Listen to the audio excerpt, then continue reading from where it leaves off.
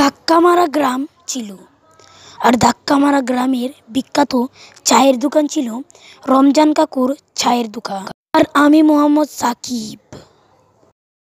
আমি একজন পেশায় খেজুরের রস গাছ থেকে সংগ্রহ করে বেচি। আমার নাম মোহাম্মদ সাকিব।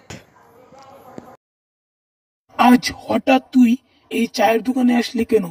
বুঝলাম না ব্যাপারটা। আরে কাকা, এসেছিলাম খেজুরের গুড় বিক্রি করতে। তাড়াতাড়ি বাড়ি উজুর রওনা দে, বসুন্ডির মাঠটা তো ভালো নয়, ওখানে তাকে এক বিশাল পেতনি। সেটা বলে সাকিব হাঁটতে শুরু করলো আর বসুন্ডির মাঠে চলে আসতে লাগলো। তখন পেতনি খেজুরের গাছে উঠেছিল, আর সেই পেতনি ভয়ঙ্কর হাসি কথায় সারা জঙ্গল খেজুরের মাঠ কাঁপছিল। এই খেজুর বাগান আমার, তাড়াতাড়ি খেয়ে নেই রসটা খেজুর। ওরা আমাকে কি খাওয়াইলো? মানকুচ মিশিয়েছে রসের সাথে। এই মানুষগুলো আমাকে মানকুচ মিশিয়েছে খেজুরের রসে। এদেরকে আজকে যেটাই পাই ছাড়বো না।